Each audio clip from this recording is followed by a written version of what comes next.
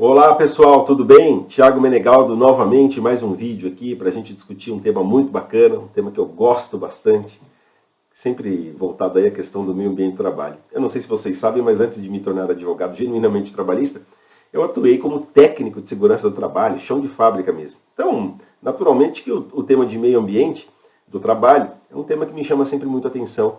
Afinal, a minha primeira formação foi diplomado, sou diplomado como técnico de segurança do trabalho e passei aí alguns anos da minha vida dedicado a essa atividade tão bacana que é a segurança e medicina do trabalho. Bom, eu trago um tema hoje bastante interessante, inclusive eu discuti recentemente numa live com um grande amigo meu, a respeito de adicional de insalubridade, questões de fornecimento de equipamento de proteção individual. Bom, eu gosto sempre de partir de duas súmulas do TST que são bem interessantes. A primeira é a súmula 80, que ela indica para nós o seguinte, que o simples fornecimento do aparelho protetor, que eles chamam de aparelho, na realidade o nome técnico é equipamento de proteção individual, ele diz o seguinte, o simples fornecimento afasta o pagamento do adicional de insalubridade. Ou seja, você fornece ao empregado um protetor auricular, vamos imaginar, e ele esteja exposto a ruído. Ruído a gente sabe que é um agente que pode desencadear, pode ensejar o pagamento do adicional de insalubridade, mas ante ao fato dele estar protegido, estar atenuado aquele nível de pressão sonora, naturalmente ele entra dentro dos limites de tolerância e, entrando dentro dos limites de tolerância, essa atenuação advinda do protetor auricular afasta o pagamento do adicional de insalubridade. Mas não é tão simples assim, porque não basta o empregador apenas fornecer, como está lá inicialmente em uma leitura descompromissada, você olhar a súmula 80 e falar assim, poxa, peraí, basta que eu comprove o fornecimento e já estou livre do pagamento do adicional de insalubridade? Não, não é isso. A súmula 289, ela vem num outro contexto, e aí numa forma muito mais abrangente, ela indica o seguinte, que o simples fornecimento, ele não é suficiente para afastar o pagamento do adicional de insalubridade.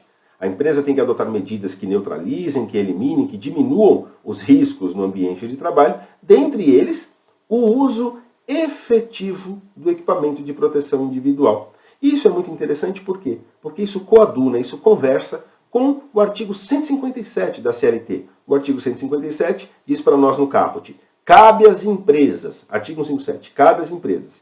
E aí vamos lá, no inciso 1, ele diz o seguinte, cumprir e fazer cumprir as normas de segurança e medicina do trabalho. Então ele cumpre, ele tem algumas obrigações legais de cumprir regras de segurança e medicina do trabalho, e ele, dentro do poder diretivo, que é inerente ao empregador, por força do artigo 2º da CLT, ele tem que exercer o quê? A fiscalização para que os empregados cumpram as regras. Então ele cumpre e faz com que os empregados cumpram. E, obviamente, no artigo 158, fala das obrigações do empregado, temos lá a menção de que caso o empregado injustificadamente não cumpra as regras de segurança e medicina do trabalho, em específico também quanto ao uso injustificado, ao não uso injustificado do equipamento de proteção individual, é possível ser aí punido até com uma justa causa, é passível de punição e a depender aí da situação gravosa pode desencadear, pode desaguar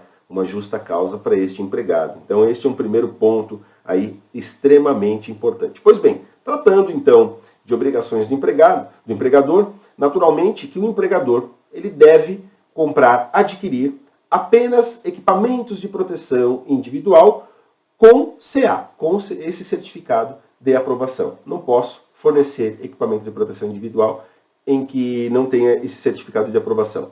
Pode ser que existam empresas aí que conheçam até equipamentos de boa qualidade, que venham de fora, que venham do exterior, que sejam importados. Mas, lembre-se sempre, tem que ter o CA. Se não passar por um processo de aprovação pelos órgãos nacionais, este EPI não pode, não deve ser utilizado aqui dentro do nosso país. A NR6 traz outros pontos interessantes que eu costumo sempre dizer aos alunos, leiam, sempre que vão fazer quesitos, leiam a NR específica de cada matéria. E, naturalmente, quando eu falo de insalubridade, eu tenho que convidar vocês a fazer a leitura da NR6. A NR6 ela traz uma série de coisas bacanas. E aí o pessoal fica muito preso naquele ponto, né? Ah, professor, tem modelo de quesito? Ou entre colegas, mas você não tem um modelo de quesito? Tem um modelo de quesito? Gente, questões de quesitos, muitas vezes, ela é muito peculiar, ela é muito específica a cada caso, a cada atividade, a cada processo que você está trabalhando. Então é muito importante que se faça a leitura da NR6 e construam os próprios quesitos com base na NR6. Vamos dar... Eu gosto sempre de mostrar essas questões, né? Vamos dar uma olhadinha rápida, assim. Quero convidar vocês a fazer uma leitura rápida de alguns tópicos da NR6. Vamos dar uma olhada aqui, ó. Então, diz aí na letra A do item 6.5.1, né, que a empresa só pode adquirir aí o equipamento de proteção individual somente com aprovação, somente o aprovado, que é o CA. A letra B nos indica o seguinte, ó, orientar e treinar o empregado. Então, a empresa tem que orientar e treinar o empregado quanto ao uso de EPI. Pessoal, pode parecer simples o uso de um protetor auricular. Pode parecer simples o uso de um calçado de segurança, pode parecer simples o uso de um óculos de segurança. Pode parecer simples uma proteção respiratória, mas a grande verdade é que, a depender do risco e de como esse EPI deve ser utilizado, ela não é tão simples assim. E sempre vai carecer o quê? Que além do fornecimento de um EPI com certificado de aprovação, é importante que o empregador dê o treinamento ao empregado de como se utiliza um determinado EPI. Um protetor auricular, como é que você manipula ele, como é que você insere ele dentro do ouvido, para que assegure uma boa proteção. Porque fornecer um protetor auricular onde o cara só encosta o protetor aqui no ouvido, na orelha, não traz a proteção a qual ele se predispõe, né, a proteger. Então, prestem muita atenção como esses empregados foram treinados, se há um programa de conscientização a respeito do uso efetivo, porque não adianta você treinar apenas na admissão e nunca mais dar nenhum treinamento ou não fomentar. Isso, lembre-se sempre, artigo 157, cumprir e fazer cumprir. Então este é um ponto muito bacana que eu sempre gosto quando estou acompanhando perícia, e eu falo para todo mundo, sempre acompanho perícias dos meus clientes. Seja pelo reclamante, seja pela reclamada, eu estou sempre nas perícias, acompanhando as perícias. Naturalmente, quando estou pelo reclamante, eu gosto de indagar algumas pessoas que são abordadas pelo próprio perito e fomentar essa questão. O senhor recebeu treinamento com relação ao uso de EPI? Recebi. Mostra pra gente o que o senhor aprendeu acerca do manuseio do protetor auricular. Como é que se coloca o protetor auricular? Aparentemente é algo simples, mas não é tanto, como eu disse. Sim, existem técnicas para isso, né? Então, tomem muito cuidado com essa questão de treinamento e orientação. Temos também um outro tópico, que é fornecer gratuitamente, né? Os EPIs não posso cobrar. E um ponto que eu sempre destaco é a letra D, que fala o seguinte: registrar o seu fornecimento ao empregado, podendo ser adotados livros, fichas ou sistema eletrônico, inclusive por sistema biométrico. Veja, um erro muito comum que acontece em audiências trabalhistas. Advogados que querem provar, através de testemunha, o fornecimento dos equipamentos de proteção individual. Veja, a norma é clara. O fornecimento deve ser registrado em livros, em fichas, pode ser sistema eletrônico, com biometria, pouco importa. Mas eu tenho que obrigatoriamente registrar o fornecimento. Por uma questão muito simples. Eu não disse agora a vocês que equipamento de proteção individual ele deve ser fornecido apenas com o CA? Então a ficha de EPI, ela serve e ela nos traz uma série de informações que são muitas vezes ignoradas por alguns colegas advogados. Por quê? Porque eu tenho que ter uma ficha de EPI onde conste data de entrega do EPI, para eu aferir o quê? A frequência que o EPI é fornecido. A própria descrição, o que é este EPI. Consecutivamente, preciso do CA, porque cada EPI tem o seu certificado de aprovação. Não basta eu colocar lá data, por exemplo, escrever luva e assinatura. Qual foi a luva? Qual é o CA dessa luva? Essa luva serve para proteger o quê? Porque eu posso, por exemplo, fornecer uma luva tricotada de algodão. Ótimo, ela serve para alguns impactos mecânicos, alguma coisa nesse sentido. Mas e se o indivíduo for manusear produtos químicos? Essa luva de algodão, ela é apta a proteger este empregado deste produto químico?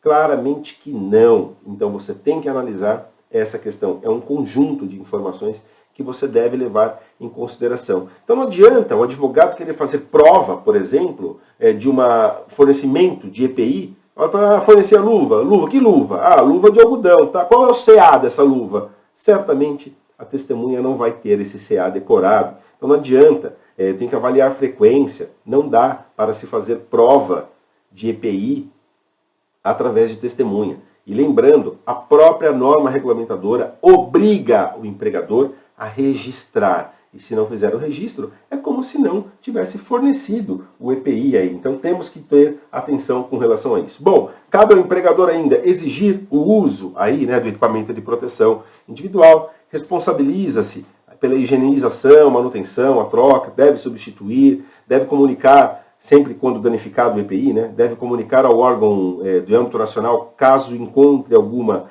irregularidade. Com relação ao sistema eletrônico, é importante que o sistema permita que se extraia relatórios, e aqui eu faço um paralelo com o ponto eletrônico, que é advogado trabalhista que está me ouvindo aí sabe o que eu estou falando.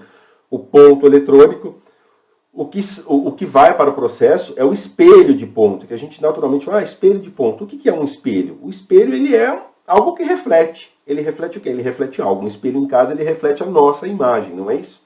Um espelho de ponto ele deve refletir o que está dentro de um sistema. O espelho de ponto não é o ponto. O espelho, esse relatório que eu extraio da entrega de EPI, ele não é o sistema. Ele só está espelhando, ele só está trazendo o que está no sistema. Pode ser até que haja uma manipulação disso, enfim, aí dependeria até de prova técnica para saber se houve manipulação do sistema ou não. Mas o que eu quero dizer é que esses sistemas devem permitir que se extraia esses relatórios e que para que isso seja apresentado a um processo como objeto de prova. Então prestem sempre atenção nesses pontos, é extremamente importante que vocês saibam isso, tá? Questionar isso, analisar quando estão diante de um processo onde envolva pedido de insalubridade, essas questões, analisar a ficha de EPI, analisar as datas em que eram entregues os EPIs, e aí essa questão do CA, para a gente encerrar aqui o nosso vídeo, eu não quero fazer um vídeo muito longo, mas só para a gente encerrar essa questão, muito importante o seguinte, o CA ele tem validade, então quando se tem um certificado de aprovação, ele é dado um número para este CA, que a gente consegue consultar. Coloca lá no Google, escreve lá, consulta de CA, vai te remeter a algum link do site do Ministério do Trabalho e Previdência. E você consegue lá lançar o número do CA e ver qual é a proteção daquele EPI. E vocês vão perceber que o CA ele tem uma validade. E um ponto extremamente importante que eu gostaria de chamar a atenção de vocês para isso.